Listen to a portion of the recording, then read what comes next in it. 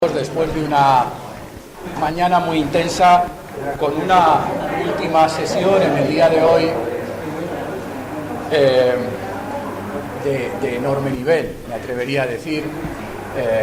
No es que las de esta mañana no lo hayan sido, por la cuenta que me trae también, porque me ha tocado actuar, pero desde luego el panel de esta tarde es extraordinario, y para abordar además un tema nuclear clave en lo que ha sido la participación de España en la Unión Europea, como es el tema de la financiación. Durante mucho tiempo algunos nos quejábamos de que parecía que el único interés de España por ser miembro de la Unión Europea tenía que ver con los fondos que recibíamos, y reclamábamos que había que superar un poco esa visión, ¿no?, de que a España le interesaba participar en la Unión Europea por las bondades que resultaban de los fondos. Afortunadamente yo creo que eso, pese al enorme esfuerzo que ha hecho la Unión Europea con el Next Generation en los últimos años, ya pasó a la historia.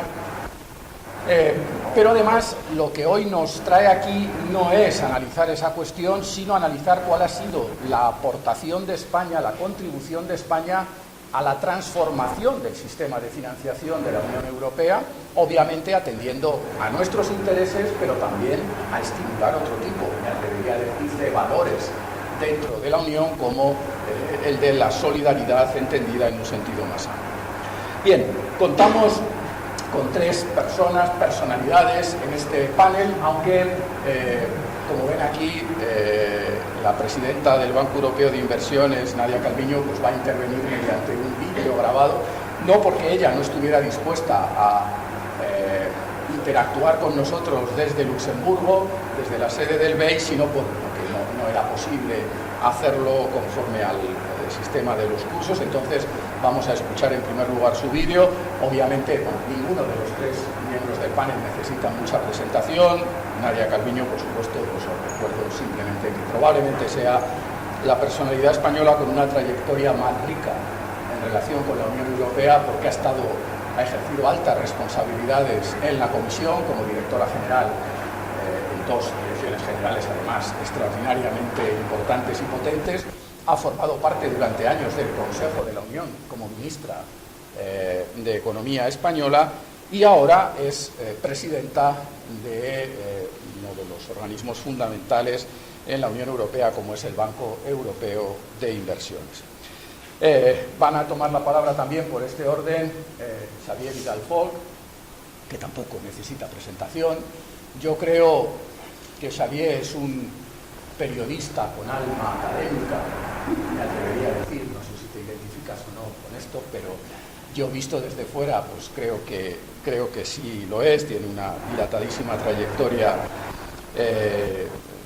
periodística. Fue corresponsal del País en Bruselas hace bastantes años, en una época yo creo muy importante desde el punto de vista de lo que vamos a comentar ahora. En la actualidad es director adjunto del País y ha recibido infinidad de reconocimientos.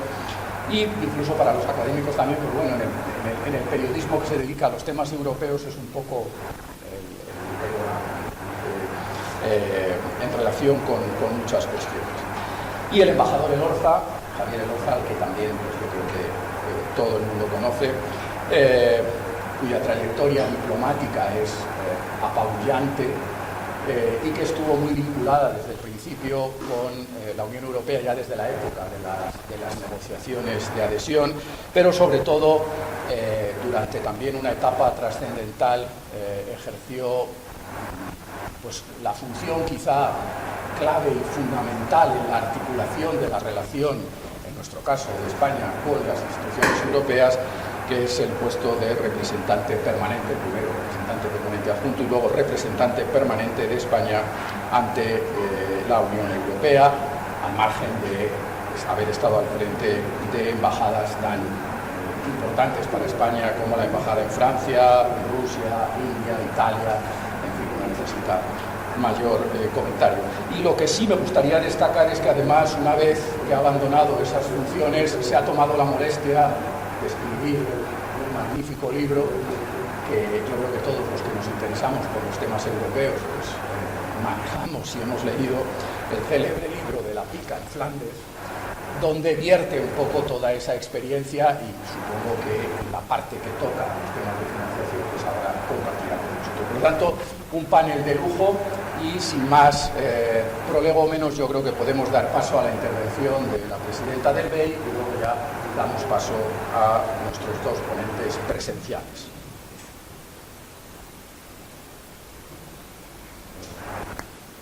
No es táctil. Es un gran placer estar con vosotros en este curso de verano, aunque sea virtualmente. Os saludo desde Luxemburgo, desde la sede del Banco Europeo de Inversiones. Estoy segura de que ya habréis tenido interesantes charlas en estos primeros días de curso hablando de Europa, en un momento clave para todos nosotros, en el que tenemos que sacar las mejores ideas para seguir mirando juntos al futuro, con unidad y esperanza. El mundo está cambiando. Estamos viviendo un choque de placas tectónicas que está dando como resultado un nuevo orden mundial. En muchos ámbitos vemos como nuestro modelo está siendo cuestionado y ahora, más que nunca, los europeos tenemos que defender unidos los valores de este proyecto de estabilidad y paz en nuestras fronteras y para todo el mundo. En el actual contexto geopolítico son muchos los desafíos, pero Europa tiene la oportunidad de reforzar las relaciones con socios estratégicos sobre la base de esos valores que tantos frutos nos han dado en las últimas décadas en términos de progreso y estabilidad. Y de hecho, cuando muchos se retiran del ámbito multilateral, Europa está dando un paso adelante. Lo he podido comprobar de primera mano en Sevilla, la semana pasada, en la cuarta Conferencia Internacional para Financiación del Desarrollo de Naciones Unidas. En esta reunión, España y Europa han mostrado su compromiso y el liderazgo para poner sobre la mesa importantes asuntos de la agenda internacional. Por ejemplo, el valor del multilateralismo y el peso y el papel de la financiación para el desarrollo, que tiene que evolucionar desde un modelo clásico norte-sur hacia un modelo más basado en alianzas estratégicas entre iguales, que resulten en beneficios para todas las partes. También hemos liderado los debates sobre la acción climática o el apoyo a la igualdad de género, por poner solo algunos de los ejemplos de temas en los que las posiciones a nivel internacional están cambiando. El Banco Europeo de Inversiones ha trabajado intensamente en esta cumbre porque, como brazo financiero de la Unión Europea, estamos comprometidos con esta mirada sobre el mundo. Hemos reforzado nuestras alianzas con los bancos regionales de América Latina, hemos firmado importantes acuerdos en el ámbito de la salud, en el ámbito de la producción de vacunas, por ejemplo, en África, también el apoyo a la agricultura sostenible, el empleo y el liderazgo de los jóvenes y femenino, y lo hacemos a través de alianzas en las que todos ganamos. Conceptos que pueden parecer revolucionarios para algunos, tal como está el mundo, pero que sin embargo responden directamente a nuestros valores europeos y a la visión que nosotros defendemos. Además de ser el brazo financiero de la Unión Europea, el Banco Europeo de Inversiones es el multilateral más grande del mundo.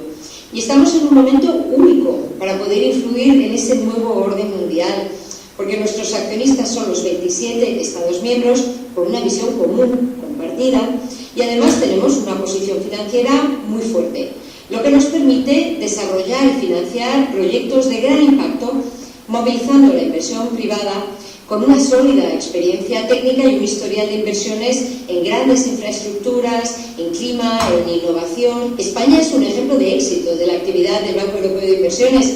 Solo en 2024 movilizamos un total de 45.000 millones de euros en inversiones, lo que representa alrededor del 3% del Producto Interior Bruto del país.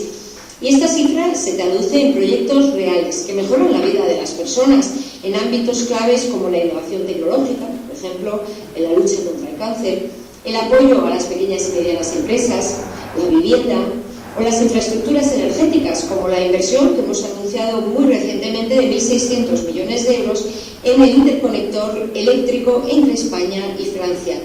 Una infraestructura fundamental porque dará más estabilidad, más seguridad a la península ibérica y a todo el sistema europeo. Como todos los que nos acompañáis hoy, soy una apasionada de Europa. Recuerdo la ilusión colectiva, el cambio de mentalidad de España que supuso la entrada del país en las comunidades europeas hace ahora 40 años. Y desde entonces nuestro país se ha convertido en un socio leal y responsable, clave para el impulso de los fondos de cohesión, un apoyo fundamental también para la creación del euro, cumpliendo con las reglas y esfuerzos fiscales necesarios para fortalecer la moneda única. Justo recientemente hemos salido del procedimiento de déficit excesivo y también recientemente el impulso de España ha sido decisivo en la definición de los fondos Next Generation, de los que el país acaba de recibir un pago muy importante de la Comisión Europea y que han sido fundamentales para impulsar la recuperación económica y además apoyar proyectos de largo alcance, proyectos que tendrán un impacto en las próximas décadas, abriendo oportunidades y perspectivas positivas para todas las generaciones futuras. Los principios que nos guiaron para el diseño de los fondos Next Generation, unidad, solidaridad, determinación, que también nos han guiado para responder a la crisis energética o a la guerra en Ucrania, tienen que seguir guiándonos en el futuro, porque hoy Europa necesita lo mejor de nosotros mismos, y especialmente de los jóvenes y estudiantes como vosotros, que participáis en este curso de verano de la Universidad Complutense.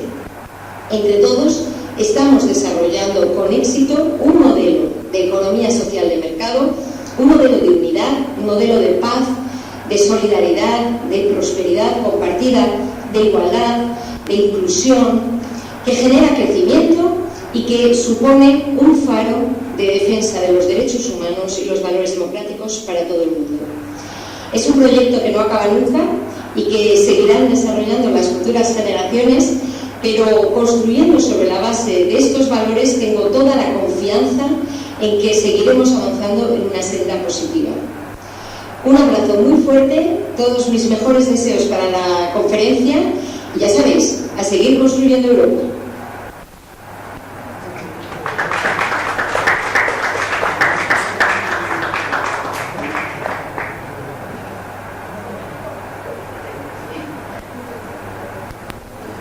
Bien, pues cuando quieras.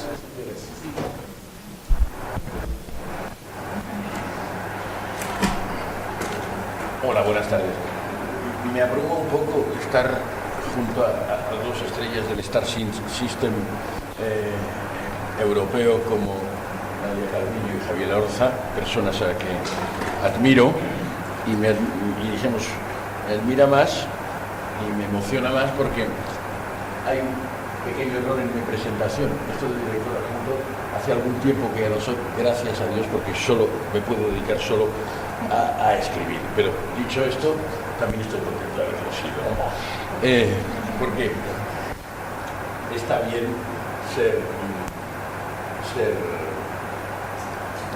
fraile antes que monje, ¿no? Entonces, vamos a ver, esta historia de España en la Unión Europea es una historia de vasos comunicantes. Siempre se ha destacado cómo nuestra integración ha supuesto un beneficio para la consolidación de la democracia, para la modernización de la economía, para la apertura de mentes, pero hemos destacado menos cómo ha habido un doutes, ha habido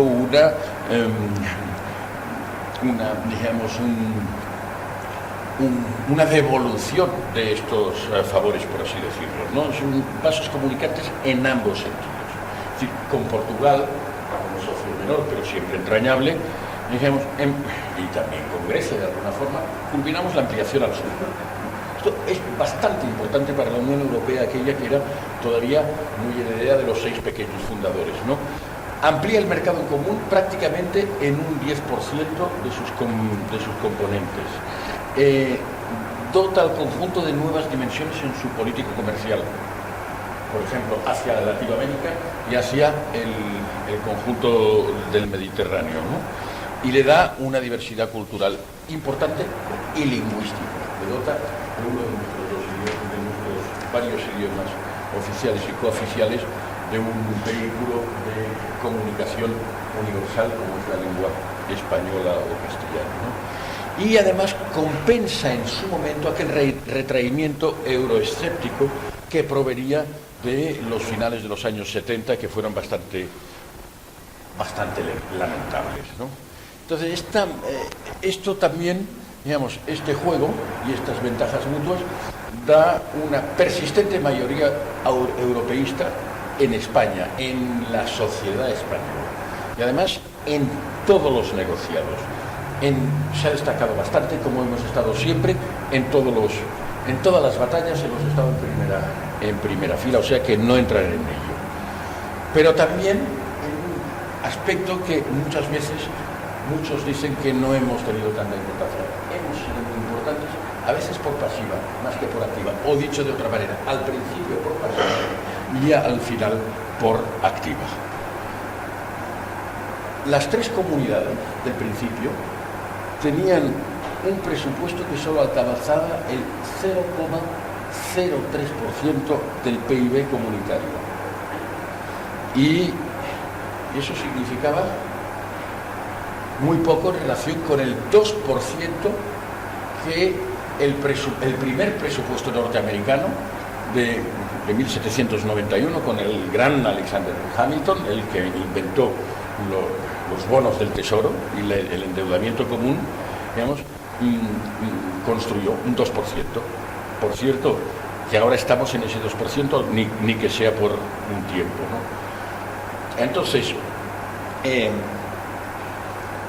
además, ese presupuesto se dedicaba prácticamente de una forma casi integral, desde luego más de 2/3 durante mucho tiempo, a una política determinada de todas las que hemos discutido esta mañana, la política agrícola común. Ese es el inicio. El inicio viene en los años 60, se va consolidando, es un aparato un poco extraño que no se acaba de entender, en España mucho menos, porque tampoco nos dejaban que lo explicásemos a los periodistas, porque yo no estaba todavía, pero casi. Y entonces viene un momento bastante malo, que es la crisis de los 70. Voy a intentar comparar un poco lo que hemos aportado en cada momento a lo que es la Unión, ¿no? Entonces, en los 70 es un caos. Los años 70 son muy simpáticos desde el punto de vista de la música, todavía vivimos de la herencia de los Beatles, pero es es una catástrofe monetaria. Digamos, el shock de Nixon, cuando Nixon, digamos, acaba con la convertibilidad del dólar, acaba con el sistema de Bretton Woods, que era un sistema bastante complejo, bastante equilibrado, ¿no? Después hay otro problema muy grande. En otoño del 73 y en 1979 tenemos una doble crisis del petróleo. Es una doble crisis que nos dispara una inflación a todos los países y nos crea un paro estructural del que todavía vamos mejorando, pero todavía no nos hemos salido en España. En España escalamos desde el 3,8% hasta el 21,% del paro. Ahora estamos en el entorno del 11%. Y llegamos en el año 2015 llegamos al 26,5%. Es decir, ese momento es terrible para España, sobre todo porque ahora teníamos un régimen que no nos dejaba, digamos, discutir estas cosas. No nos dejaba discutir estas cosas ni siquiera aunque quisiéramos. ¿Por qué? Porque había un ministro que por otra parte era inteligente, pero era un ministro de la dictadura que decía, no, es que hay que puentear la crisis, no hay que enfriar, era Antonio Barrera de Limo, hay que puentear la crisis, a ver si no salimos de esta y como si no hiciéramos caso, pues eso es una actitud, digamos, de meterse debajo del caparazón de la tortuga que no funcionó. Hasta los pactos de la Moncloa. Los pactos de la Moncloa fueron muy importantes. Fue la primera vez que se hace un plan de estabilización. Se había hecho muy meritorio en el año 59, pero muy duro, sobre todo para la clase trabajadora. Se había hecho otro plan de estabilización de alguna manera con el acuerdo preferencial industrial de 1970. Pero los pactos de la Moncloa es el primero en el que hay una compensación social. Esto es muy importante porque a veces hay que apretarse el círculo. Pero los planes de estabilización que suelen tener más fortuna son aquellos que dan compensaciones por apretarse el cinturón a la gente que más lo sufre, y la gente que más sufre no somos los ricos, sino que somos los pobres. Entonces, eso hay que tenerlo muy en cuenta. Pero había ese problema y teníamos otro problema, que cuando Marcelino Oreja presenta en el año 77 la solicitud de adhesión formal, que se había intentado antes, pero no había habido manera ni de que la escuchasen mucho, tenemos algunas anécdotas extraordinarias que si queréis científico sobre esto y las medallas que se cruzaron los diplomáticos y los masones y los ultracatólicos. Es una historia muy divertida, pero eso, si queréis, lo explico luego.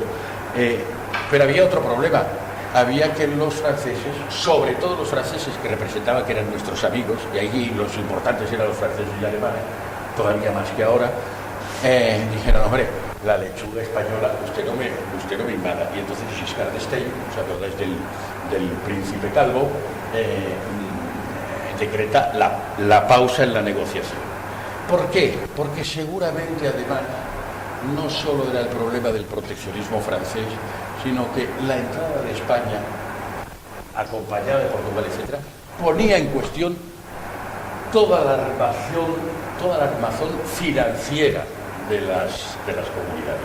No es solo que fuera un problema de más competencia agrícola, no sé qué, sino porque había que cambiar el sistema de financiación. Porque no había bastante dinero. ¿Y por qué no había bastante dinero? Porque los ingresos sí habían crecido, pero los gastos habían crecido mucho más. ¿Y por qué habían crecido mucho más? Porque la política agrícola, que era la parte gorda del gasto, se había disparado. ¿Y por qué se había disparado? Porque era sobre todo muy cuantitativa. Los más jóvenes no os acordáis, pero algunos de los más viejos nos acordamos de cómo se tiraba la mantequilla en Bruselas, o se tiraban los tomates, bueno, en Buñol, en Valencia también dicen la tomatina, pero esto ya para divertirse. Bueno, entonces se tiraba, digamos, los excedentes como forma de protesta. ¿Por qué? Porque se financia sobre todo la cantidad. La política agrícola común, que además era en ese sentido bastante reaccionaria, porque fundamentalmente financiaba a los más ricos de cada pueblo, empezando por la casa de Windsor y siguiendo por nuestra gran casa de Alba, pues entonces eso no cuajaba. Pero tenía un sentido, y tenía un sentido sobre todo porque, digamos, de herencia de la posguerra, por buscar la seguridad, la seguridad alimentaria, luego el paisaje, luego la retribución del campesino, luego, digamos, el entorno rural, todo, y el medioambiental. Todos nos volvimos hippies de repente, gracias a la política agrícola común renovada, etc. Pero, digamos, había aumentado mucho en aquellos momentos. Luego había otros que eran, ¿os acordáis?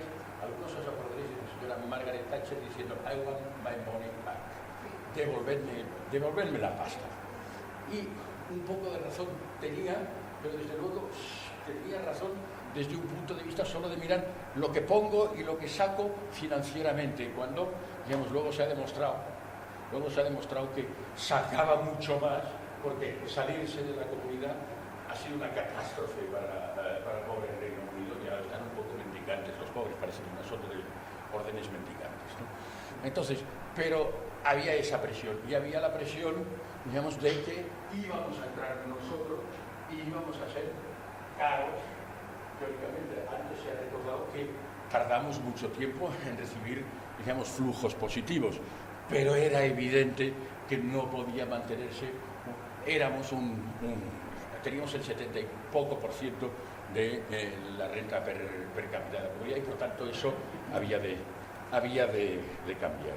Entonces viene en la cumbre de Stuttgart que el canciller Kohl, que era un tipo listo,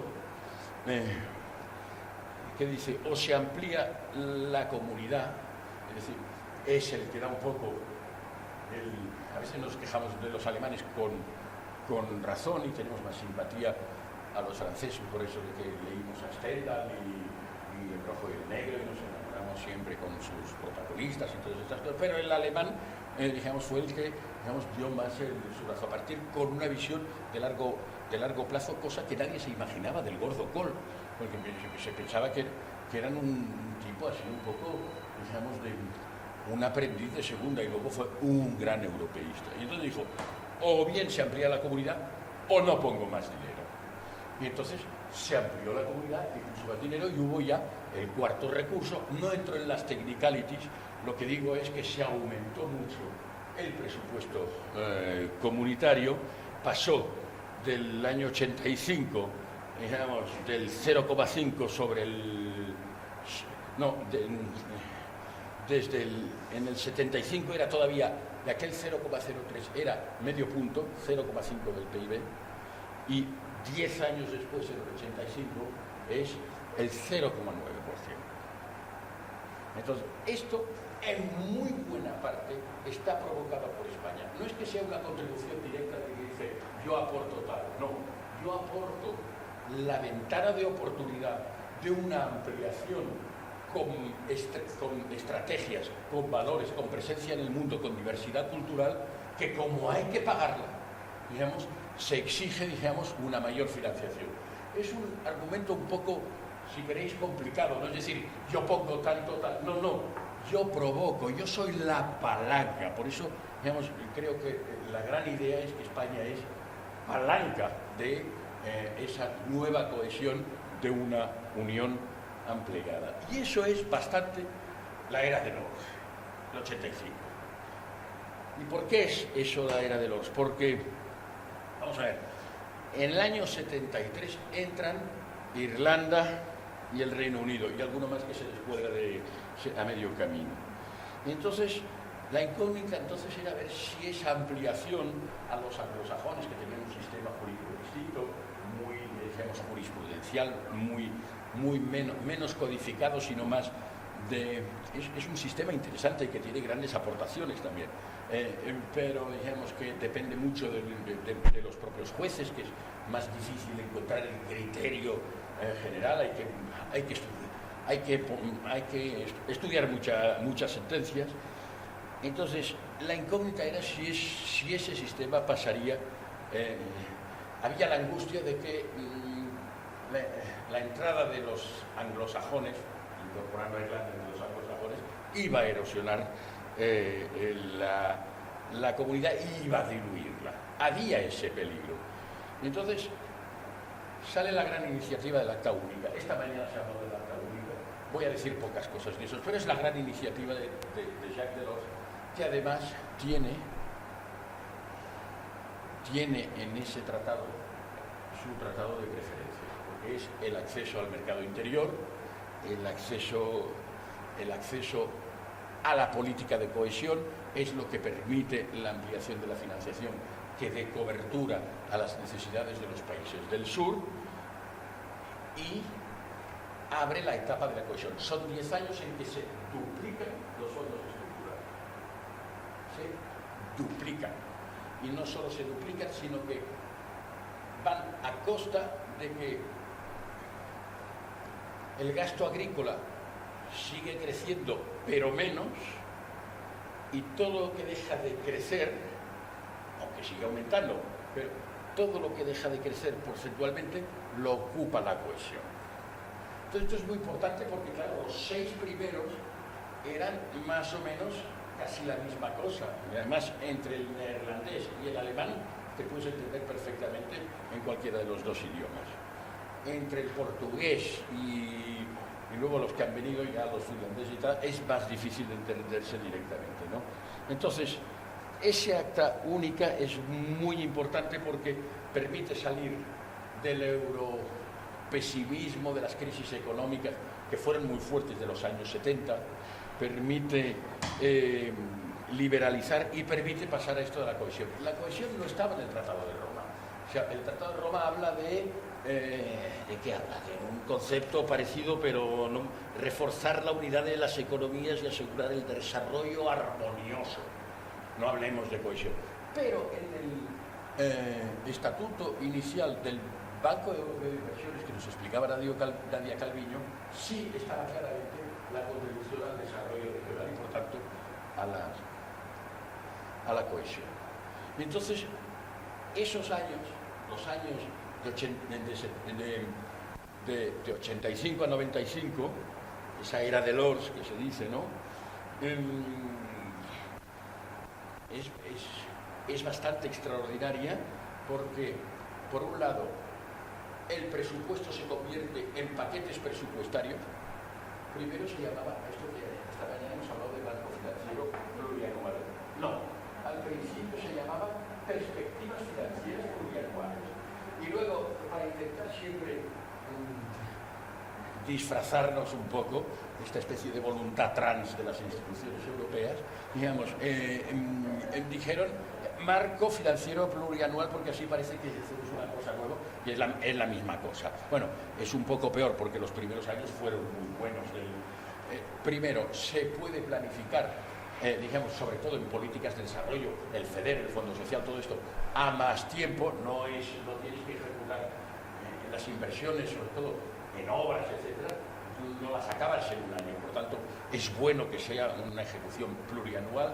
Y segundo, es también muy importante porque te permite ir equilibrando aquella casi monopolio de la política agrícola con, digamos, una ecualización o una equiparación en cuantía de la política agrícola y de la cohesión. Eso es sobre todo producto de España. Y digamos, España es el laboratorio de pruebas, la demostración, la incitación y la complicidad con la presidencia de la Comisión y con Alemania, y un poco más arrastrando los pies con Francia, de que había que hacer una unión con un sistema diferente. La cohesión, no se discutió mucho lo de la cohesión. ¿Qué quería decir eso? Hombre, sí, equiparemos las regiones ricas con las pobres con las ricas, etc. Pero en el fondo la cohesión, como cualquier sistema de equilibrio financiero territorial, es que, digamos, los territorios con más renta tienen un déficit fiscal que no tiene que ser exagerado, pero que tiene que ser lo suficientemente gravoso para las regiones ricas o para los países ricos como para que los territorios pobres gocen de un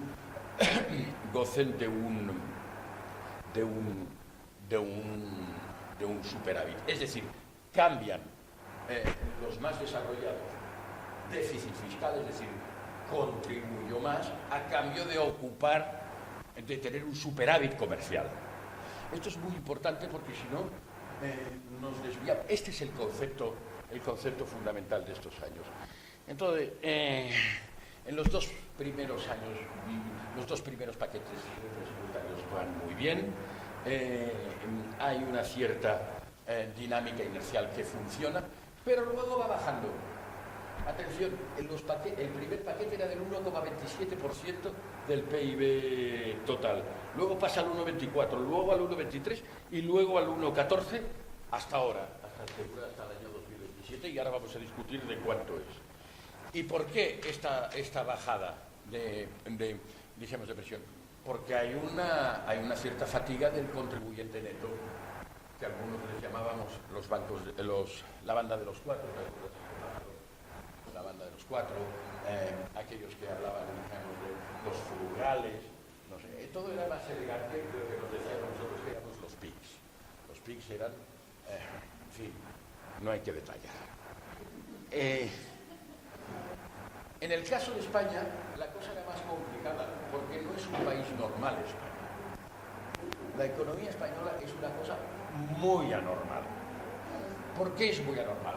Porque tiene, digamos, tiene industria, tiene agricultura y tiene servicios. Y tiene agricultura continental y mediterránea. Y tiene industria artesana y potente y antigua, y el zapato y el textil, los astilleros, lo tiene todo. Lo tiene todo un poco. No tan bueno como los mejores en cada cosa. Pero eso qué quiere decir, que requerimos en todos esos años un apoyo más importante, un apoyo, dijéramos, por unidad de producto, porque estamos en todos los bailes.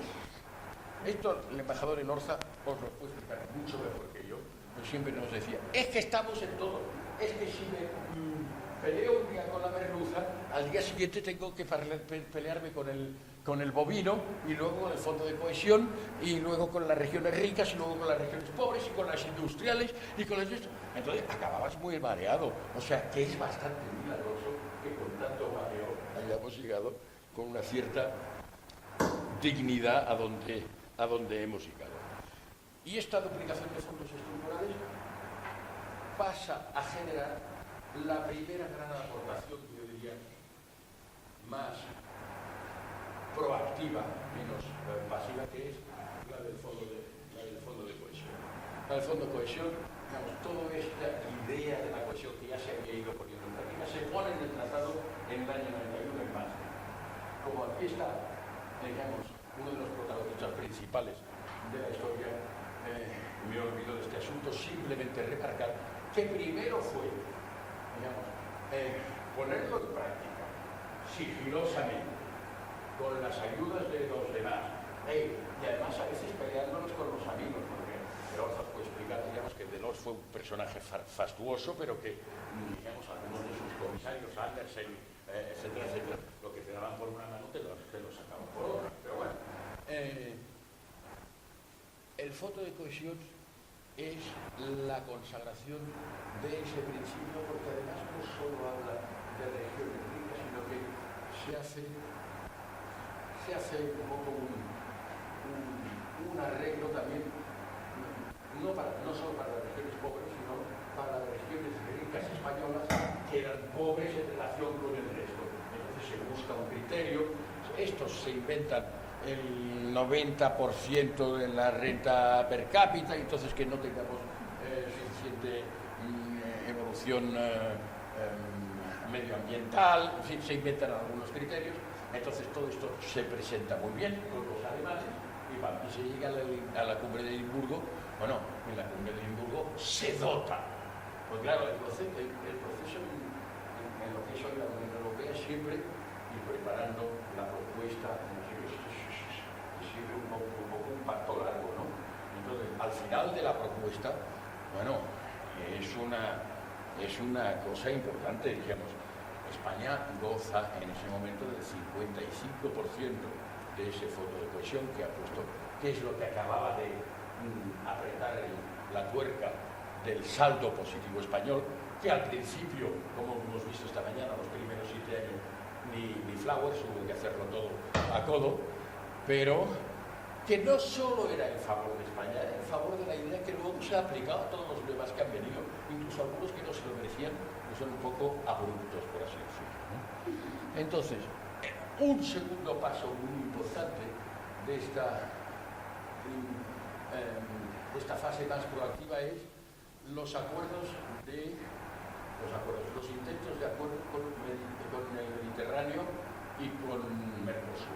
Eso son del 19 de octubre de 1994, me acuerdo siempre, porque fue mi primera exclusiva en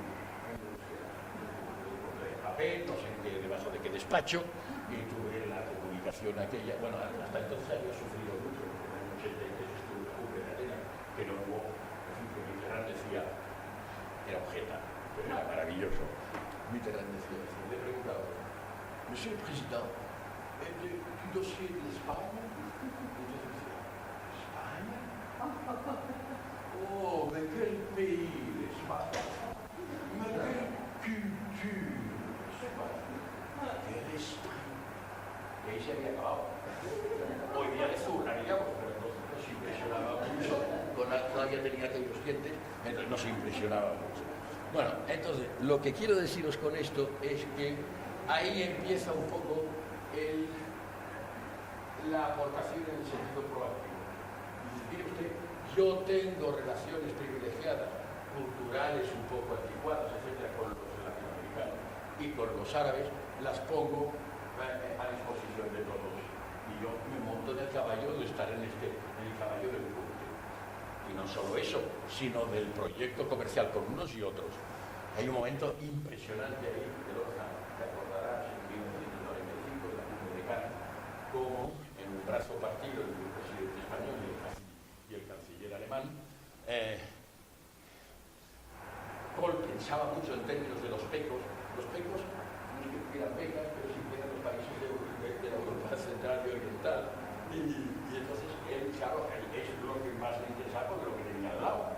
Bueno, lo que tenía ido invadiendo periódicamente, pero bueno, lo que tenía al lado y decíamos que tenían que establecer. Y nosotros, lógicamente, mirábamos lo que teníamos un poquito para abajo. Bueno, oye, ¿esto cómo lo vamos a ver? Y esto está así inestable y tal. Y ahí se ponen muy de acuerdo. Fue una cosa preciosa de este Dow 3, ¿no?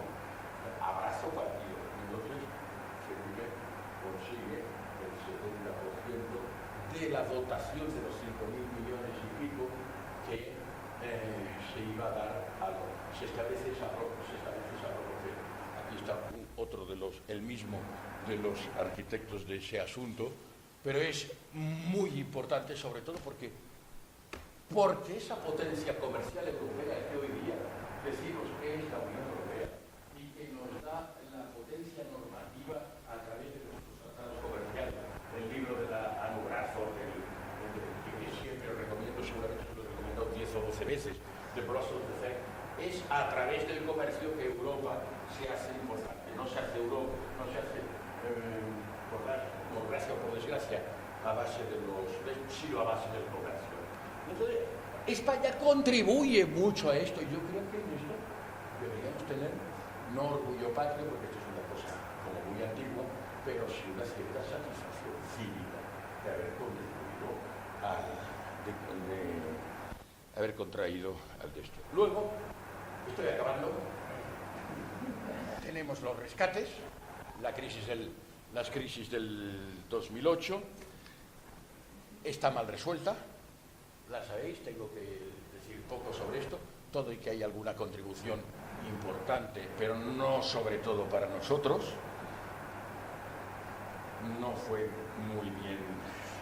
muy bien gestionada, se dijo que aquel préstamo no nos costaría ni un duro, en fin, no entramos en las cosas jeremíacas, pero, digamos, es verdad que la Unión empieza a darse cuenta de decir que no hay que hacer más cosas por los países vulnerables. Y eso viene sobre todo, entonces, ¿esto cuándo se concreta? Unos años después, cuando la pandemia. Entonces, yo creo que ahí es la tercera gran aportación proactiva de los españoles. ¿Por qué? Porque de todos los papeles que se presentan al inicio de la pandemia, el más importante es el non-paper español, que es el del 19 de abril, que dice todas las cosas que hay que decir. Uno, dice, oiga, mire usted, esto tiene que ser, hay que poner 2 billones de euros de recursos. Todo esto ha de darse en grants, es decir, en subvenciones, no en créditos. Tiene que ser deuda mutualizada perpetua, nada de cancelarla a los 20 años. Tiene que ser financiada por impuestos europeos, tiene que aportarse desde el presupuesto común y tiene que dedicarse a cosas muy específicas como la agenda verde y digital y a la autonomía industrial. Esto luego cambia las cifras. Bien, yo pago por la rebaja, pero el esquema de todo esto es de esta señora que he hablado antes. No solo de ella, porque antes había tenido otros papeles e intercambios con la Comisión, etcétera, etcétera. Pero eso es, digamos, y sobre todo los eurobonos, es el principio de la comunización de la deuda, es el principio fiscal federal, es decir, en el que yo me hago cargo de las deudas de Pachi si él falla en su pago y él se hace cargo de las mías. No es que, digamos, nos unimos para conseguir una gran cantidad y luego cada uno se hace, solo responde por lo suyo. No, yo respondo de los tuyos, tú respondes de los míos. Esa es la mutualización. Y eso, en el fondo, el NGEU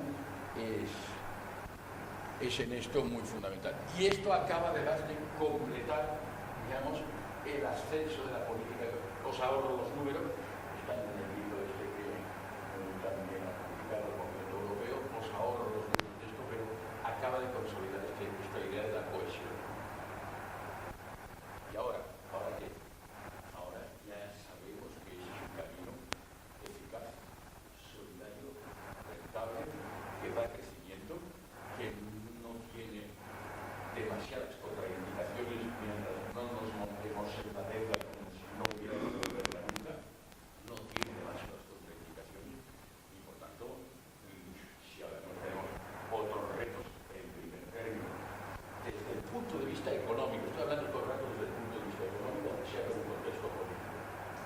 si ahora el reto es el reto de la defensa, pues algo parecido a eso hay que hacerlo, y no están por la labor, casi lo que siempre no están nunca por la labor, pero es la solución que se ha aplicado en todos los casos históricos, en un libro extraordinario del economista de Berkeley, Paddy Eschenklin, sobre la deuda como no en lo que no hay que incluir, que era el libro de Rogoff y la cubana, sino sino como una opción siempre que sea de una forma controlable y manejable, ¿no? Y esa es la actualidad del tema, y esa es también la posición de España, acompañada de la duplicación del presupuesto y de algunas otras cosas que están pasando cada día. Estos días mismamente en el Eurogrupo, pero no vamos a entrar en los detalles, y sobre todo le toca el puesto al artista Elorza.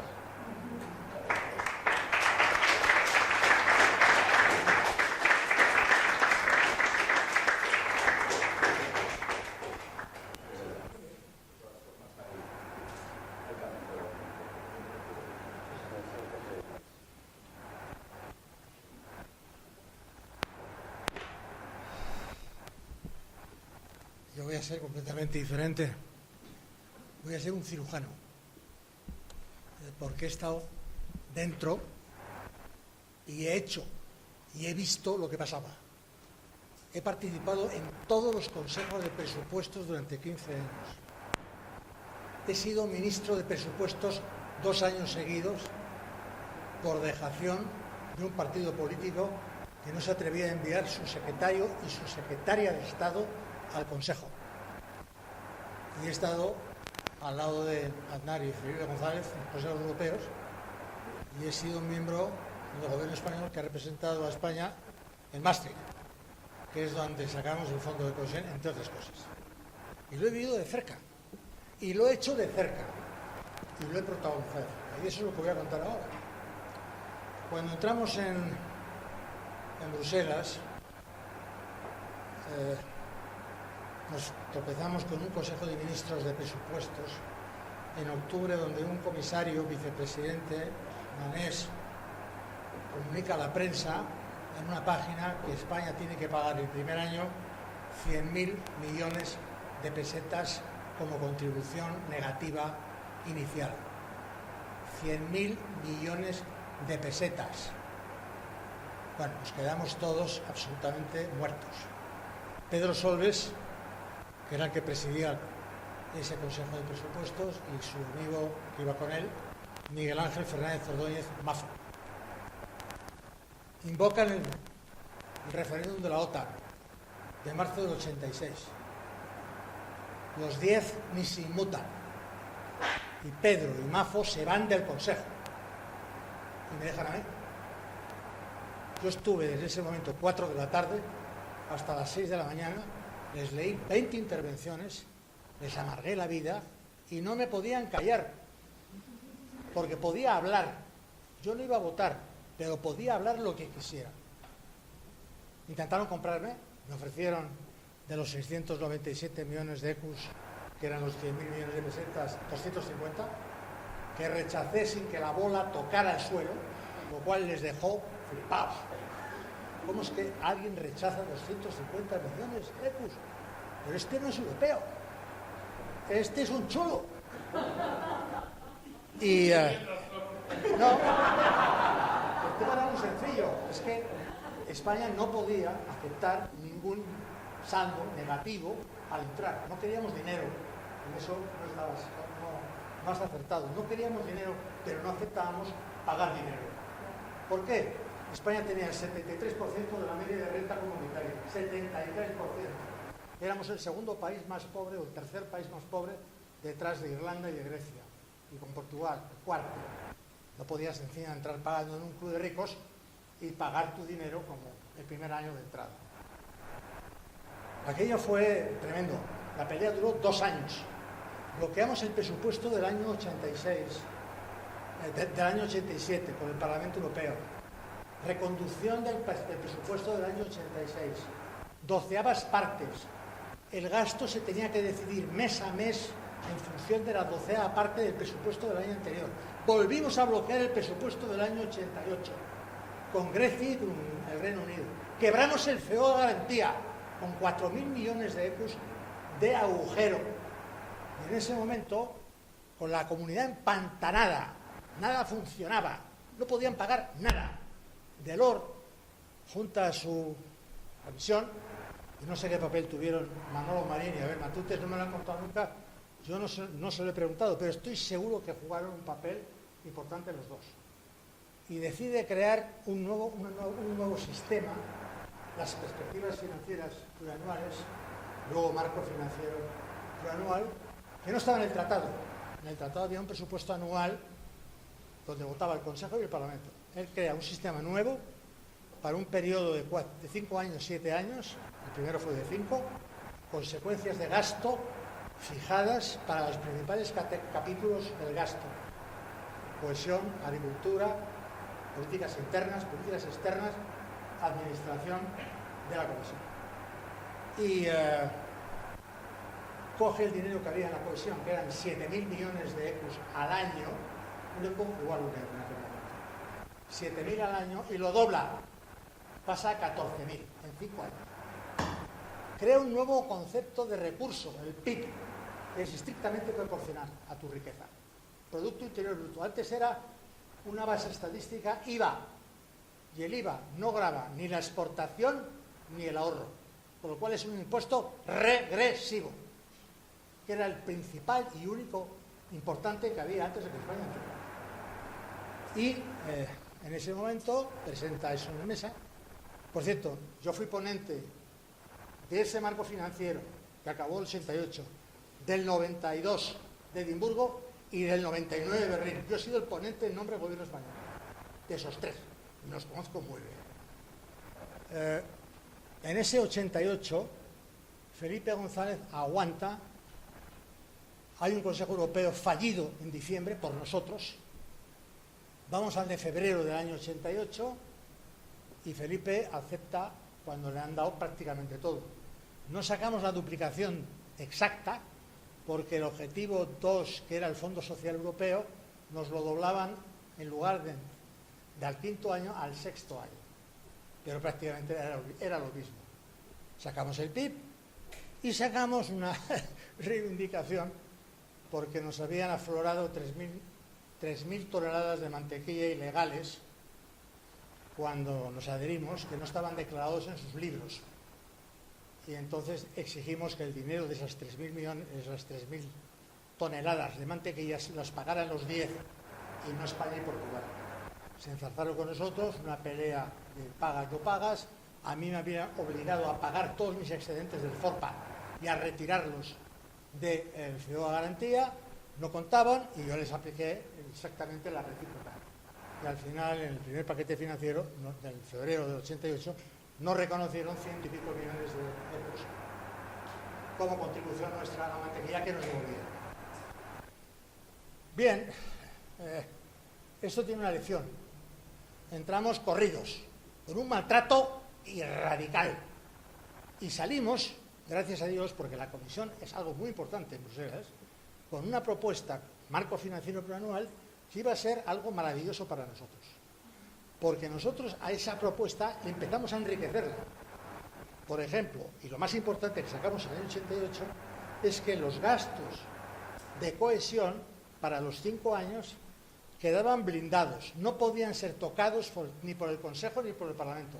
Eran la única cifra de presupuesto que era intangible, no podía modificarse. No podía modificarse. ¿Y por qué nos lo dieron? Pues porque había un sistema muy complicado anteriormente que se basaba en el tipo máximo, porcentaje de incremento de presupuestos, de inflación y de PIB, para medir una cantidad en función del cual el Consejo tenía la mitad, el Parlamento la otra mitad, y si el Consejo superaba su mitad, el Parlamento podría entrar a saco.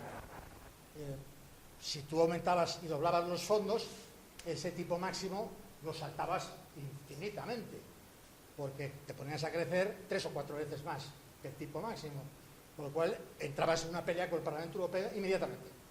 Y para evitarla, blindabas la cohesión, con lo cual lo quitabas de la bronca con el Parlamento Europeo. El primer día que llegaba la propuesta de la Comisión, el presupuesto, el Consejo y el Parlamento aceptaban la cifra de la cohesión y no pasaba nada. Y no se volvía a negociar eso. Eso fue muy importante. Yo lo llamé los créditos privilegiados blindados. Lo que se negociaba a nivel de jefe de Estado y de Gobierno por unanimidad en el Consejo Europeo no podía ser modificado en el Consejo de Ministros de Presupuestos anual por mayoría cualificada.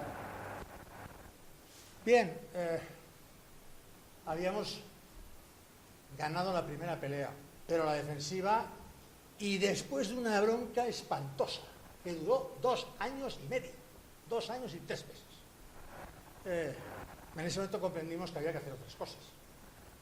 Y estudiamos todo el presupuesto y llegamos a la conclusión que la única manera de salir del imbroglio era crear un fondo nuevo de carácter estatal. ¿Por qué? Porque el FEDER, el Fondo de Desarrollo Regional, que se había creado en 1973 por derecho derivado, cuando entró Irlanda, fue aprovechada por los italianos y los ingleses para favorecer a sus regiones pobres, en concreto el Mezzogiorno italiano y los Midlands británicos, a costa de los irlandeses. Todo el país de Irlanda tenía el 67% de la media comunitaria y era todo elegible para un fondo estatal, si lo hubieran creado en ese momento. Ellos no, crearon un fondo de desarrollo regional para incluir su Mezzogiorno y sus Midlands. Utilizaron a los irlandeses, que es una cosa que se hace mucho en museos. Viene una pelota y tú la manejas a tu aire y sacas ventaja, cambiando con inteligencia. Nosotros propusimos un fondo estatal. ¿Por qué? Toda la población española era elegible. No el 45% de las regiones, de las 9 regiones del objetivo 1, sino todas las regiones españolas. Cataluña, Madrid, País Vasco, Rioja, Aragón, Navarra, 55% adicional. Las regiones más productivas, donde la inversión iba a ser más rentable. Tuvimos que ceder en algo que era relativamente fácil, que era ¿qué hacíamos con el fondo de cohesión? Pues infraestructura de transporte, donde no había competencia empresas unas contra otras, no había ventaja de unas contra otras, porque eso sí, la licitación estaba abierta a todas las empresas europeas, pero no dabas ninguna ventaja a tus empresas sobre las otras. Y medio ambiente, el cual España no había dedicado ni un duro nunca. Éramos un país con medio ambiente cero. 50% cada uno, y empezó el fondo así. El fondo nos ha dado 25.000 millones de euros en 15 años. 25.000 millones de euros de subvención, con una cofinanciación española del 15%, del 10-15%. Se han hecho multitud de proyectos. Tú vas a Palma, el aeropuerto está construido con fondo de cohesión. Vas por la M40, fondo de cohesión. Vas por el tren de velocidad hasta Perpiñán y la parte española, fondo de cohesión. Plantas de residuos urbanos de tratamiento de aguas a docenas por toda España. Bien, era un tema importante, pero quisimos ir más allá. Y les metimos un protocolo de cohesión en Maastricht que obligaba a eliminar los elementos regresivos de los ingresos. Es decir, la parte de la base IVA, base estadística IVA, tenía que anularse en favor del PIB global, quitando los elementos regresivos que tenía el sistema de recursos propios. Lo aceptaron. Hay un protocolo que está en Maastricht y que sigue en vigor hoy en día. Nos costó mucho trabajo sacar el fondo de cohesión. Delors nos traicionó 2 veces. Una de ellas con Carlos Vestido y conmigo un domingo en Bruselas, y 2 días después una encerrona en una cena con todos los ministros de Asuntos Exteriores. Pero al final Felipe era muy listo, hizo una gestión con Kohl y con Delors y sacó el fondo de cohesión. Pasaron unos años y la Comisión siguió ayudándonos, porque en el Consejo Europeo de Edimburgo, el siguiente al de Bruselas del año 68, la Comisión propuso una segunda duplicación para los 4 países de la cohesión y la ganamos. Ahí Felipe estuvo genial. Bloqueó la ampliación a los países de la Asociación Europea de Cambio, la decisión sobre las sedes definitivas de las instituciones, lo cual te puedes imaginar el belga y el francés cómo estaban de nerviosos. La declaración que le dábamos al gobierno danés que le permitía ir por segunda vez al referéndum para salvar Maastricht. Toda la moneda única pendiente de nosotros. Y una declaración de subsidiariedad que quería el británico, no sé por qué, pero le quería muchísimo al señor Meyer. Felipe bloqueó todo hasta que no le reconocieron la segunda duplicación, esta vez sin ceder ni una coma. Bueno, ya teníamos dinero. Viene el siguiente Consejo Europeo para fijar el marco financiero de Berlín. Aznar y Schröder. Bueno, no se hablaba. Yo fui al Pipi Room y estaban los dos. No se hablaron. No se hablaron. La relación no podía ser peor. ¿Qué querían los alemanes? Que el 50% del FEO de garantía, gastos agrícolas, se pagara por los presupuestos nacionales. Aznar dijo no con Chirac y fue no cedimos ni un porcentaje. 2. Salieron todas las cifras de la cohesión donde habíamos tenido y tuvimos la suerte de Eneko Landau, que era el director general de política regional, y había elegido, cuando hacemos la duplicación de Edimburgo, el año 93 al año 99, es increscendo. Por tanto, el año 93 tenía la mitad que el año 99. Esto, para los estadistas, es un rectángulo. Voy subiendo y la superficie, el dinero que me dan es la mitad de la duplicación, porque la duplicación es un símbolo. Pero si tú cuentas el último año para la base de la siguiente vez, vas a duplicar otra vez, vas a duplicar la tercera vez. Y Eneko presenta la propuesta y coló.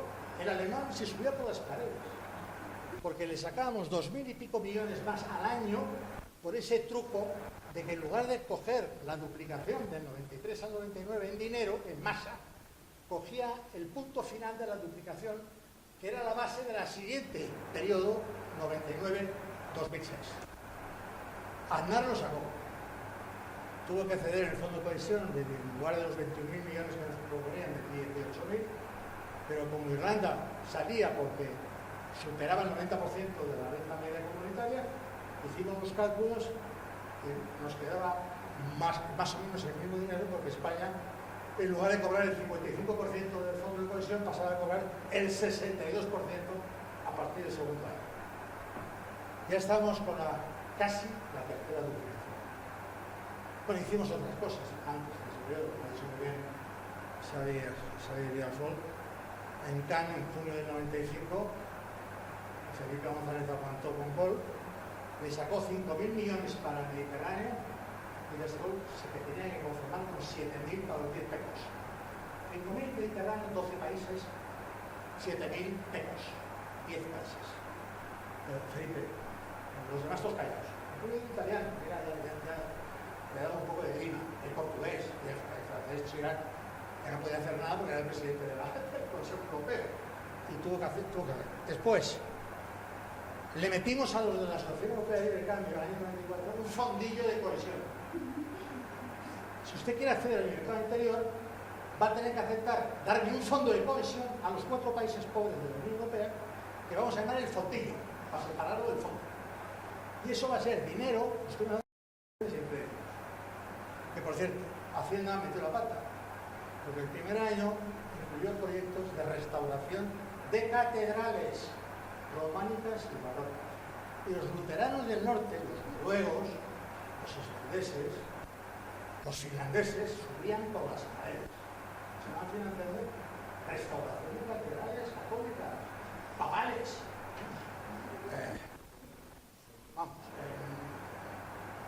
Lanzaron venablos. Nos dijeron que era la última vez que aceptaban ese tipo de proyectos y de planteamientos. Bueno, estamos en el momento dulce español. Pasamos del 73% de renta per cápita del año 85 al 103 en el 2007. Habíamos subido 30 puntos en la convergencia. 30 puntos. Llega el 2007 y desastre. La crisis de Lehman Brothers, Barroso, presidente de la Comisión, muy cobarde, no hace lo que los americanos y no aplica un estímulo, como hicieron los americanos, de $2 billones, se muere de miedo con la Merkel y con los señores de la zona marco, los holandeses, los austriacos, y entonces no se le ocurre absolutamente nada. Tiene que venir Draghi a salvarnos la piel con esa frase tan célebre: whatever it takes, haré lo que sea necesario. Y calmó los mercados porque estábamos desesperados. Se creó un MEDE con 800.000 euros de potencia de fuego que nos financió con los 41.000 de las cajas de ahorro. El rescate financiero que se nos aplicó. Pero aquello era una red de seguridad, no era un estímulo económico. No hicieron en el año 2008 lo que sí hicieron en el 2020 con el COVID, donde la Comisión inyectó un montón de dinero en el sistema para tratar de recuperar la economía. En el 2008 no hicieron nada de todo eso. El 2012, ya habían pasado 4 años, Rajoy me viene a Roma y me dice: he tenido un Consejo Europeo sofocante. Yo y Mario Monti hemos tenido que pelearnos con la Merkel y hemos tenido una noche tremenda. Bueno, ¿y cuántas horas ha durado esa bronca? 4 horas. 4 horas es una bronca. Eso es un aperitivo en Bruselas. Tan aperitivo que Juncker no sacó ninguna consecuencia de esa bronca hasta el 2015. 3 años tardó en materializar una frase muy liviana que figuraba en el Consejo Europeo de 2012. Y creó el Fondo de Inversiones de 315.000 millones de euros, que es nada, porque ese dinero no lo daba Bruselas, lo daban los privados. Y Bruselas solamente metía 16.000 millones de euros. Nada. Peanuts. Bueno, llega el COVID. Vamos a hablar del COVID. Yo no sé quién tuvo la responsabilidad del COVID, porque fue una cosa, evidentemente, donde intervinieron muchos, pero España aportó una gran contribución, no solamente por ese documento, sino porque gitaneó. La Comisión estaba callada, no daba ninguna cifra. Juncker en eso era bastante especial, era un luxemburgués rico y primo del alemán, y no quería en absoluto dar una gran cifra y prefería el silencio. Francia y Alemania se ponen de acuerdo y ofrecen 500.000 millones de euros. 500.000. El Parlamento Europeo ofrece 2 billones, 4 veces más. España, a través de Nadia Calviño, pues si no fueron 2 billones, una cifra muy parecida y articulada. Y al final se produjo una negociación de gitaneo en el Consejo Europeo que duró más de toda la historia de Bruselas. 5 días seguidos, del 17 al 20 del año 2020, junio. Y al final salieron 750.000. La pelea donde estuvo, no tanto en la cifra, sino en los componentes de la cifra. Subvenciones, 390.000 salió, producto final. Créditos a devolver, 360.000. Los holandeses, austriacos y norte querían aumentar los empréstitos y bajar las subvenciones. Al final se llegó a un acuerdo de 390.000 subvenciones, 360.000 préstamos. Ahora vamos a hablar en claro. ¿Qué va a pasar en el futuro? No voy a entrar en cómo si nos estamos gastando el dinero, si se está gastando bien, si hay cosas raras dentro de ese proceso de gasto. Lo que sí quiero recordar es que una eurodiputada europea vino en una visita de inspección de la Comisión, se llamaba Mónica Hohlmeier, hace 2 años, y dijo: no se puede seguir el rastro del dinero hasta los últimos beneficiarios. Punto. Opacidad total. Esa fue su conclusión de su informe. Ahora he visto informes que dicen que se ha gastado prácticamente todo, otros que dicen que se ha gastado parte. Hay fuentes muy incoherentes unas de las demás, pero espero que se gaste y que se haya gastado y se esté gastando bien. Espero. Ya hemos visto últimamente que se nos ha dado un quinto paquete importante de 18.000 millones de empréstitos y 8.000 de subvenciones, pero se nos ha quitado 1.100 millones porque no hemos traspuesto nuestro compromiso de aumentar la fiscalidad del diésel y equipararlo a la gasolina, ni hemos equiparado, ni hemos aumentado los fijos sobre los interinos en los ministerios. Estamos en el 33 de interinidad de los ministerios y nuestro compromiso era del 8. Con esas cifras en Bruselas no funcionas. No te siguen, te machacan. Es lo que están haciendo. Y es un aviso para navegantes. Nos tienen que dar todavía dinero. ¿Qué va a pasar en el futuro? Bueno, Draghi, que es italiano, que es muy listo, propone en su informe sobre la competitividad que hay que gastarse 750.000, 800.000 millones de euros al año para que Europa pueda recuperar su tiempo perdido con los Estados Unidos. Los Estados Unidos están creciendo un punto y medio más que nosotros. Europa no crece, Europa no mantiene su competitividad, está perdiendo muchos puntos a escala internacional. Y propone ese gasto. Pero, cuidado, propone ese gasto para hacer en activos de valor añadido conjuntos. Es decir, nos olvidamos de la pobreza, nos olvidamos de que somos los países debajo de otros cursos en riqueza, porque ese no va a ser el criterio para distribuir un dinero conjunto que se apruebe próximamente en su caso. El dinero que se apruebe va a ser para proyectos conjuntos de excelencia, de valor añadido, y si nuestras empresas quieren funcionar, tendrán que ser los mejores, y si no las tenemos, no cogeremos ese dinero. Eso está claro y escrito negro sobre blanco. No habrá un segundo Next Generation. ¿Por qué? Porque el Next Generation tiene una base legal del tratado, el artículo 122, que es un artículo que permite al Consejo tomar por mayoría cualificada medidas en favor de un Estado que esté pasando por momentos gravísimos en su economía. Y ese supuesto no existe en la actualidad. En absoluto. Es más, el gobierno español dice que estamos creciendo a la cabeza de los demás. O sea que ese 122 no es repetible. Y si quieres ir por la vía del Real, por la vía de Draghi, mejorar tu competitividad, sacar dinero para la inteligencia artificial en una serie de sectores que Draghi pone encima de la mesa, va a ser por excelencia, por valor añadido y por mérito, no por tu pobreza relativa, no por tu situación de menor crecimiento. Por cierto, estamos ahora en el 92% de la renta media comunitaria. Del 103 del año 2007 estamos ahora en el 92%, según datos de Eurostat. No son datos ni del ABC, ni del País, ni de la COPE. Son datos de Eurostat. 92% de la renta media comunitaria. Que es algo que, bueno, hemos recuperado un poco sobre el COVID, donde llegamos a tener 84, pero es una cifra muy baja, sobre los 103 que vamos a tener en 2007. Nos queda mucho por remar.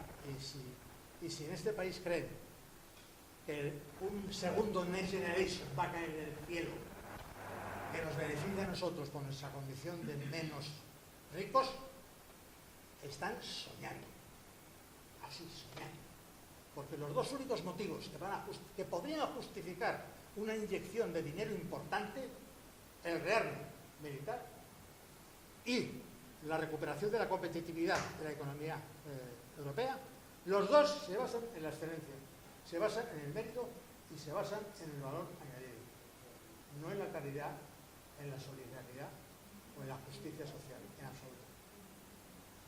Muchas gracias.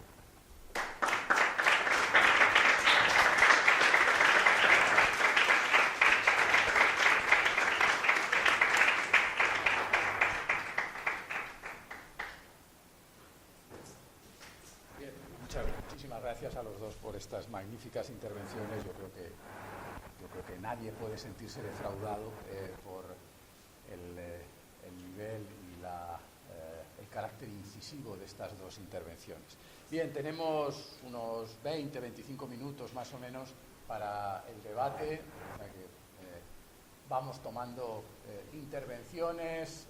Mercedes y Domènech, las dos primeras. Está aquí, sí.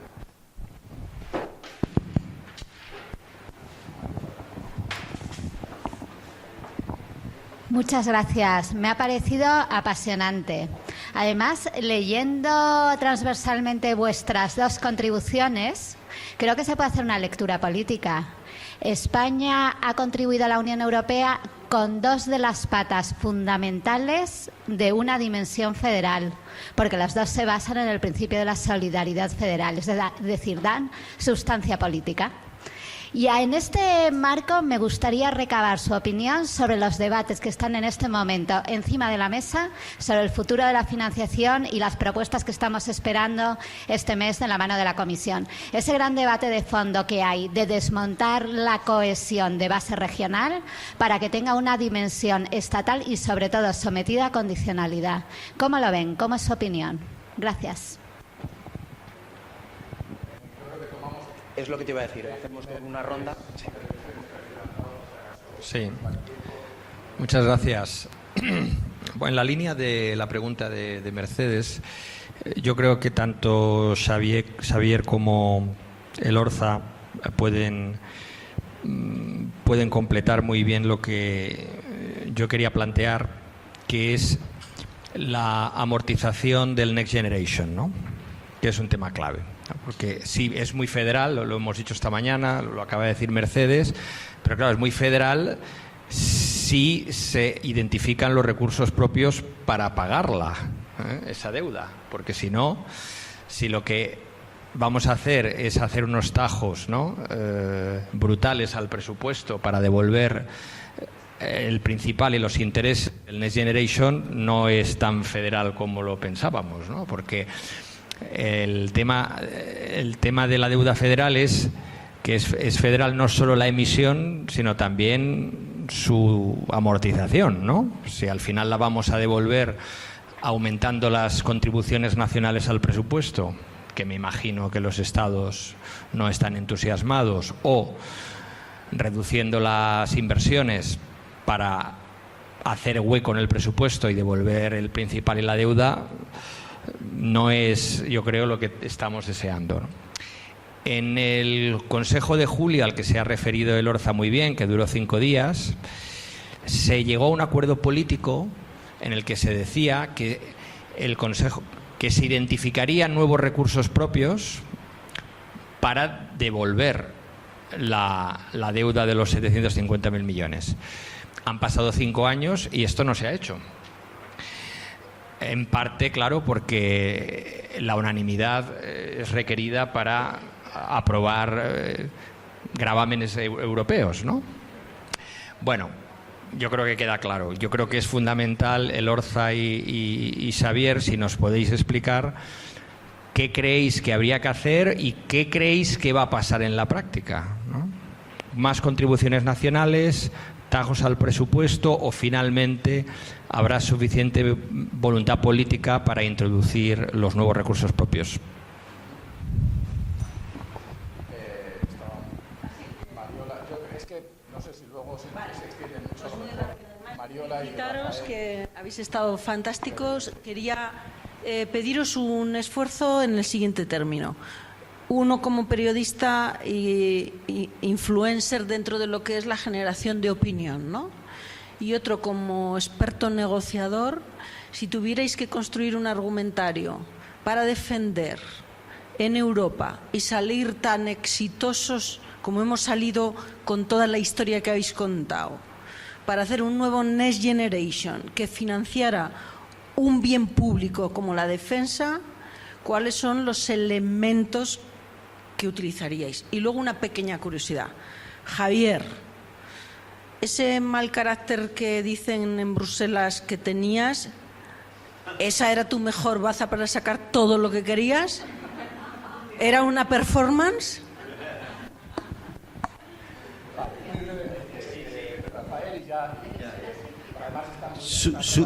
Gracias, súper breve. Ya hemos tenido a lo largo de la mañana y ahora un colofón extraordinario sobre las aportaciones de España a la Unión Europea. A mí me gustaría preguntarle a ambos si me podrían hacer una simulación de los dos principales retos que creen que España tiene, pero en los próximos 40 años dentro del progreso del proceso de integración europea.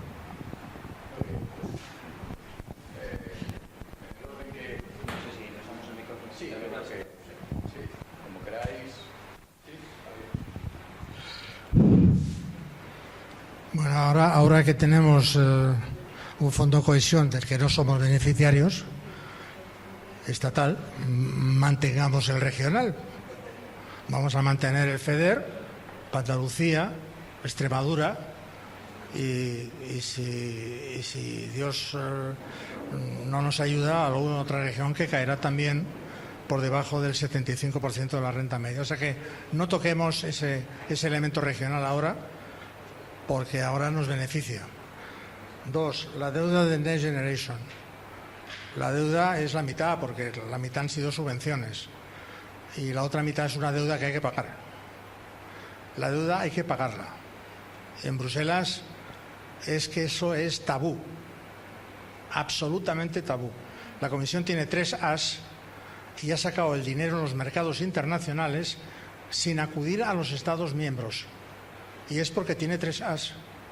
Si hubiera un incumplimiento de deuda o un impago de deuda, estaríamos en otro mundo.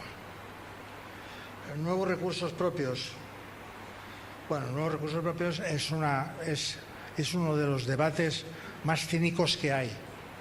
Lo que quieren los países del norte y Alemania es que haya nuevos recursos propios regresivos, tanto por kilo de plástico, de envases de plástico, tanto por emisiones de CO2, tanto por beneficios de empresas. Son regresivos, no son progresivos. Mejor el PIB, mejor el Producto Interior Bruto, que esos nuevos recursos que nos perjudican en estos momentos bastante. No hay ni uno que se salve. Son teóricamente muy presentables. Voy a grabar las emisiones de CO2. ¿Quién se opone a eso? Oiga, es que usted me está perjudicando. Yo prefiero pagar por PIB que por emisiones de CO2. Next Generation. Bueno, yo voy a ser un iconoclasta en este tema. Yo creo que el programa de la Comisión del ReArm Europe no debería haber sido presentado en ese momento. En absoluto. Trump no se había pronunciado todavía. No sabíamos si lo íbamos a tener de aliado o si nos iba a dejar caer. No sabíamos qué iba a pasar con la guerra de Ucrania a pesar de su palabrería. No sabíamos nada. Y va a la Comisión y pone un huevo que nos cuesta 800.000 millones de euros. Que no pone ella, sino que lo tenemos que poner nosotros. ¿Para rearmarnos para qué? Yo he oído a varios generales decir que antes de fijar un porcentaje hay que fijar objetivos, medios, voluntades y qué necesito para lo que yo quiero. No es lo mismo España confrontada con un sur que confrontada con Rusia en una frontera polaco-báltica. Con lo cual, yo personalmente creo que ese programa, la presentación de ese programa fue un error.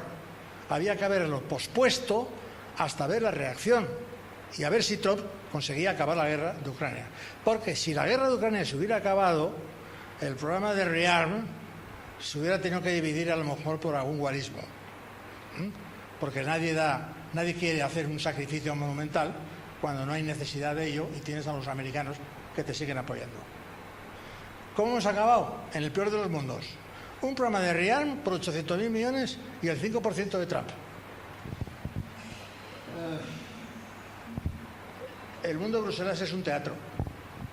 Yo tenía más fama de duro, de más desagradable que agradable. Pero es que al principio decía no. Dejó de colar. Luego dije niet. Dejó de colar. Pasé a anatema. Dejó de colar y acabé con casus belli. Para que me creyeran tenía que decir que era un casus belli para mí. Y entonces me creían. Es que aquello es un teatro. Y te tienen que creer. También debo decir algo, que mi credibilidad no se debía a mí. Es mentira.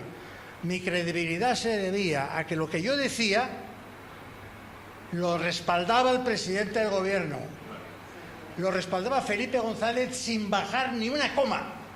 O bien José María Aznar. Después, cuando yo vi lo que iba a pasar, y creo que acerté, decidí irme a París. Porque estar en un Coreper diciendo 5 y que tu jefe te diga 2 es...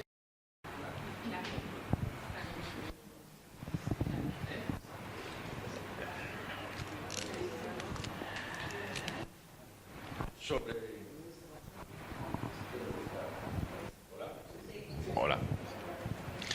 No, efectivamente. El problema en Next Generation tiene digamos, se ha querido hacer la financiación del Generation tiene un problema, que es que tiene un periodo de amortización corto. Tiene un periodo de amortización corto. La deuda que emite Hamilton en 1791 tarda un siglo en liquidarse. ¿Qué quiere decir? Que es menos dolorosa. ¿Qué quiere decir que es menos dolorosa? Que, digamos, una gran parte de la devolución te la hace la inflación, que es un impuesto que si es muy grande te cruje, como nos crujió, digamos, cuando la pandemia, y le costó el puesto a Biden y quizá a otros. Pero si no, una de las maneras de reducir la carga de la deuda y al final su cuantía final es vegetativamente, por el paso del tiempo, por la acumulación de inflación. Entonces, te das menos cuenta de que la estás devolviendo porque devuelves, digamos, menos en poder adquisitivo. Entonces, ese es un problema del Next Generation, el cual ha sido maravilloso. Otro problema del Next Generation es que ha financiado europeamente gastos prioritariamente nacionales. Digo prioritariamente, no únicamente a través de las empresas, la Volkswagen, la Ford, lo que sea, la Stellantis, las energéticas, etcétera, han invertido en coordinación, dijéramos, entre ellas, pero no es tanto un dinero europeo para proyectos de ámbitos europeos, sino para... Ese es otro problema. Es decir, hemos de empezar a sacar lecciones también de aquello que primero hay que decir que es maravilloso, porque fue nuestro momento Hamilton, pero, digamos, tiene estos problemas. Y luego, por tanto, otra consideración importante a hacer aquí creo que es que como inventar nuevos recursos propios cuesta la de Dios, y el recurso PNB, digamos, hasta que se saca en Fontainebleau en 1985, digamos, se ha sudado tiempo y aún luego en su implementación, etcétera. Imaginaros que son los 4 impuestos que nos inventamos para financiar el Next Generation. El del plástico, al que hacía referencia, es el único que se ha medio puesto en práctica. Y luego uno muy interesante, que es más progresivo, que es la tasa, lo que llamábamos la tasa Tobin en tiempos cuando éramos jóvenes, que es el impuesto sobre las transacciones financieras. Si nos imaginamos el problema que ha supuesto en España el impuesto, un impuestito, digamos, hombre, es molesto para quien lo recibe, pero digamos, en términos relativos es un impuestito a la banca verdaderamente muy digerible.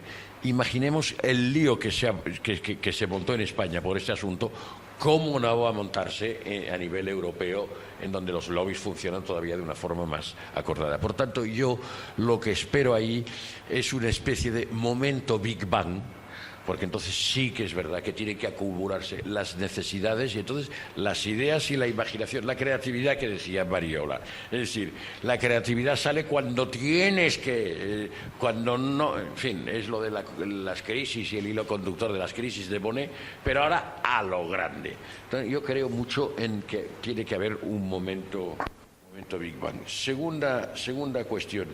Hombre, yo creo que la cohesión, y ya ha habido un paso, ahora no sé, es muy difícil hacer cifras comparativas, porque hay una cosa que esta mañana decía alguien, pero a mí que me molesta profundamente, es que la Comisión es gran experta en el lenguaje trans.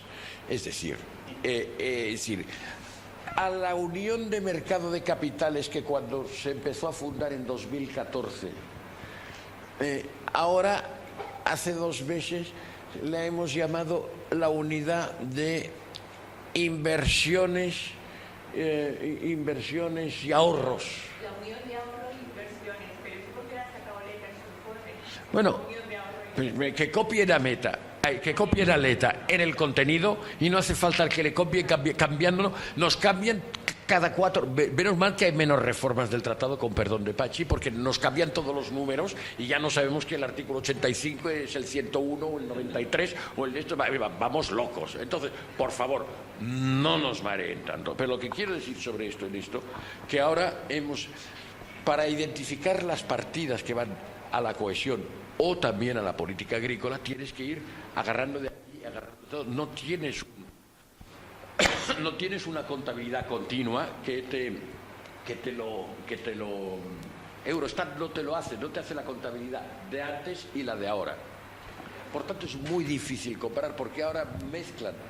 Y quizá tiene sentido, digamos, la cohesión que tenía ese fondo, ese sentido y ese propósito, sobre todo de equiparación, igualación territorial y social. Ahora te lo enfocan más a la competitividad, a la empresa, al crear las condiciones de crecimiento. Todo esto tiene sentido un poco a largo plazo, mientras en el camino no te distraigan cantidades, cosa que tienen una cierta tendencia en manejarlo algunos de los expertos. Por tanto, creo que eso tiene algún sentido, pero que hay que ser muy precavidos.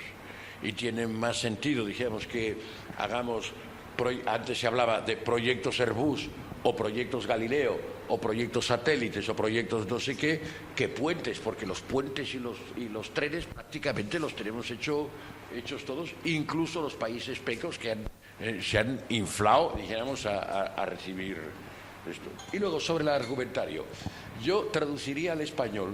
La primera cosa que haría sería traducir el libro de Barry Eichengreen y sus colegas, que se llama In Defense of Public Debt. Es un libro absolutamente recomendable. ¿Qué es la respuesta, pero científica, no la respuesta hippie,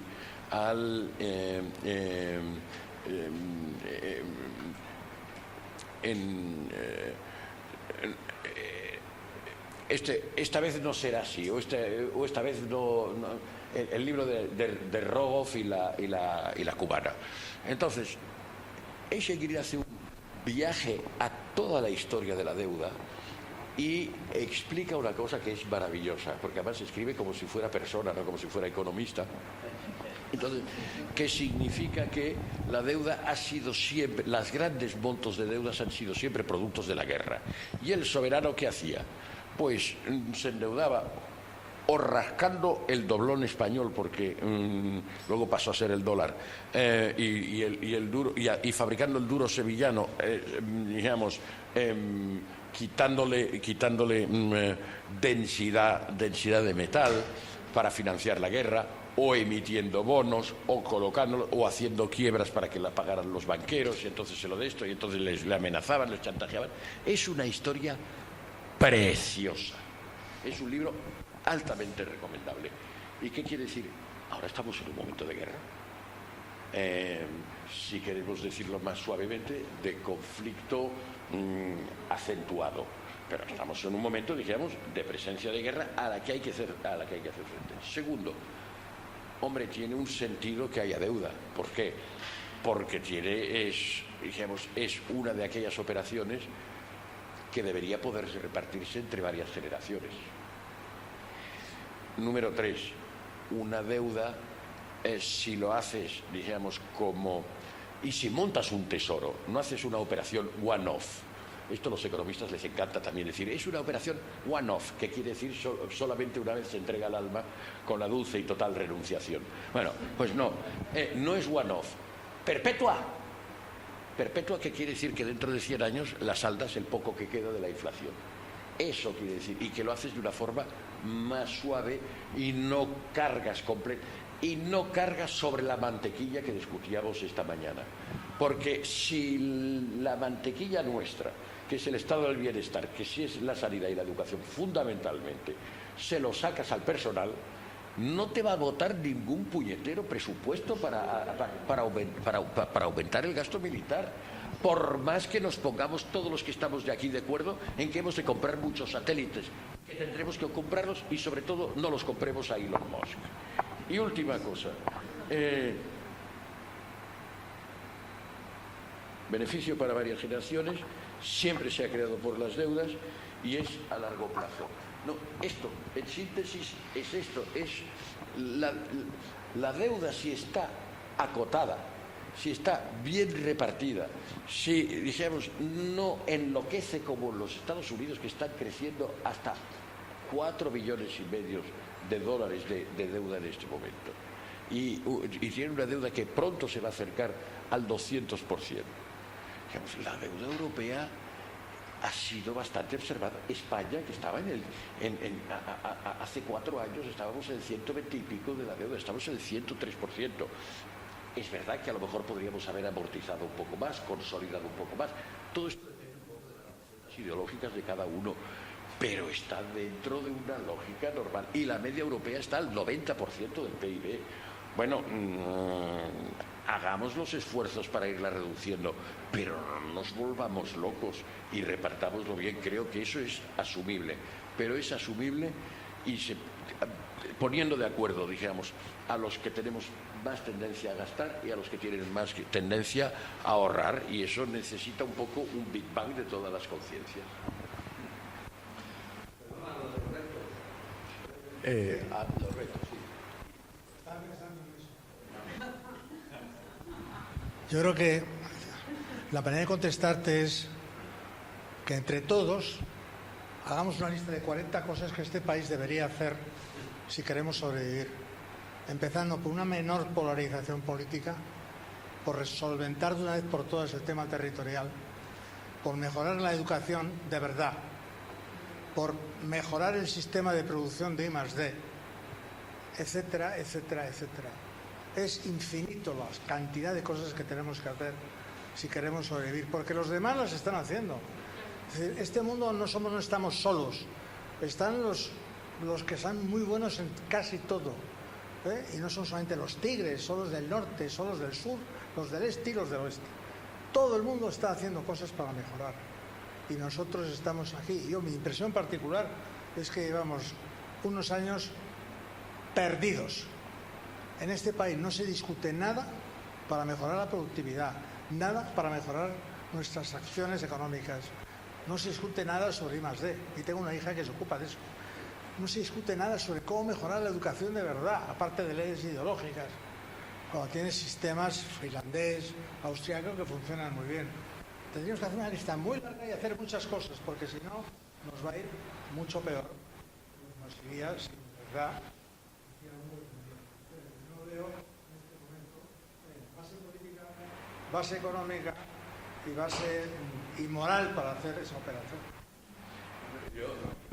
Telegráficamente, yo soy más optimista que Javier. Creo que estamos en una situación económica como nunca hemos estado, que está mal repartida, y ahí el tema que decías tú del PIB per cápita, y que todavía tenemos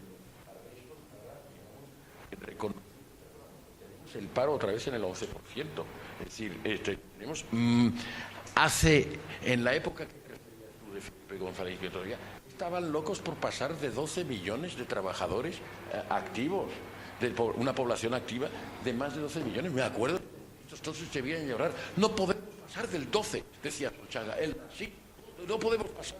Estamos casi en el 22 millones, no 12 millones, casi en el 22. Perdona un momento, esto es un activo brutal, pero... Con un nivel de salario bajísimo. Bien, pero ha aumentado, y no critiquemos al salario. Entonces, cuando lo subimos, entonces vienen los demás y dicen, no, el salario mínimo no. El salario mínimo ha funcionado.